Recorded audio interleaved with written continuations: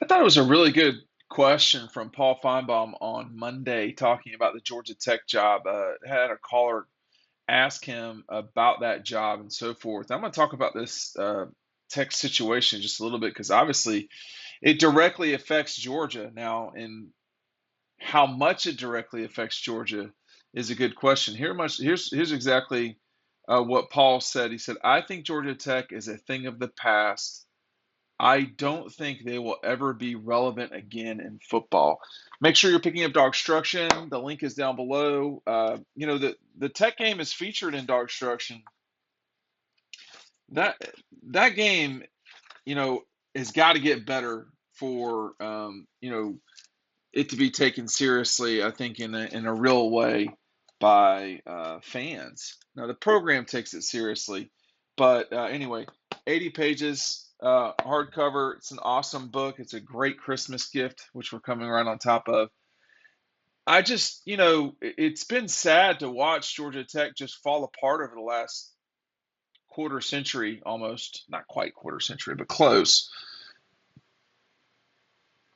Paul can be pretty harsh sometimes. I think Georgia Tech is a thing of the past. I think that's true. I think what we've known of Georgia Tech through my childhood and on, that's gone.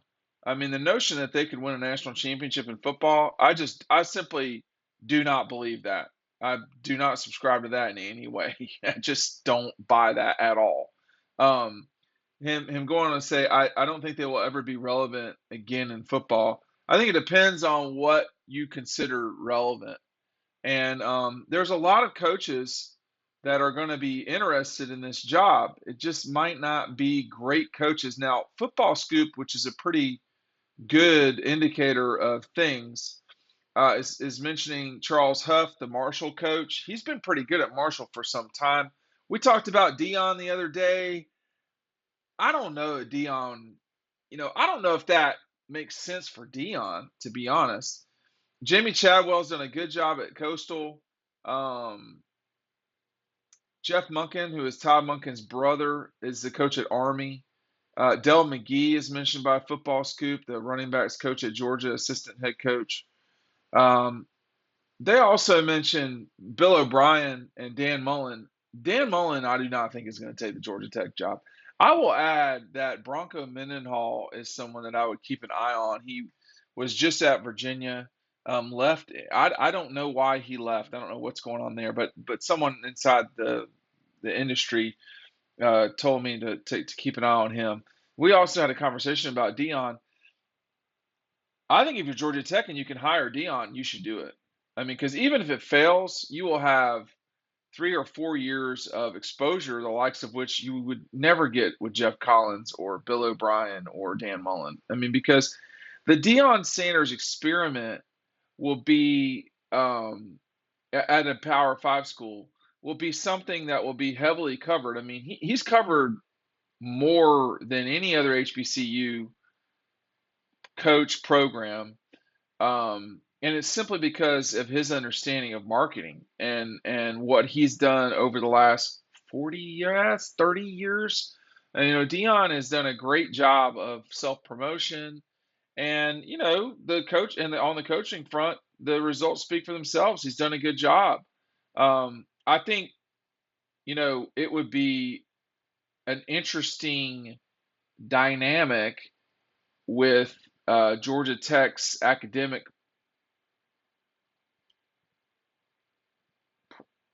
I don't know what the term is, with the nose in the air as much as they have, to hire someone that just got their bachelor's 2 years ago or 3 years ago. I don't know if that would be something that Georgia Tech could reconcile with all of their hand wringing about academics over there or not. I don't know, but that would be a curious uh, circle to square. But I think Dion would be an outstanding opportunity for Georgia Tech. For the Jackets, the problem really is, listen, man, just in looking at this book, and you see, Clemson has a national name, certainly a regional one.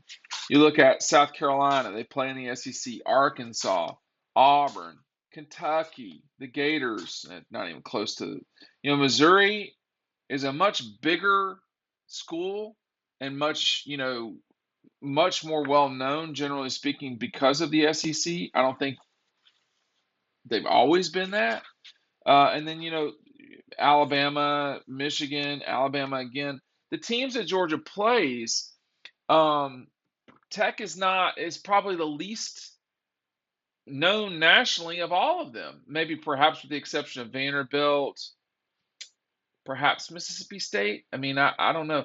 There's a lot there at Tech, but I just right now I think you don't want to sit there and act like there's no way Georgia Tech can ever matter again in Georgia's rivalry with them, because that could happen. I mean, Kirby's not going to be the coach at Georgia forever, and even when he wasn't, I mean, the only coach that really struggled to win against the Jackets was Jim Donnan, and the truth is, at that time, that was the most powerful Georgia Tech has really ever been, frankly.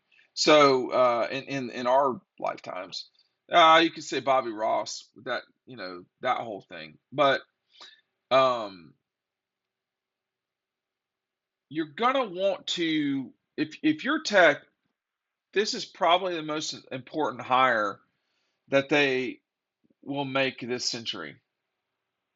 I mean, I know that sounds in their athletic department. I mean, that sounds like, oh, that's great. Think about where they're at right now. They're in a city where they are not the number two team. Um, they are in a situation where they are in the least powerful conference around, with the worst contract for television, and they cannot capture the imagination of their own campus, let alone prospects. So they're in real dire straits right now. I think for the Jackets, um, whoever they hire had better be the right person. I was chatting with a just by email, a a beat reporter at Georgia, and their discussion was, somebody like Thomas Brown.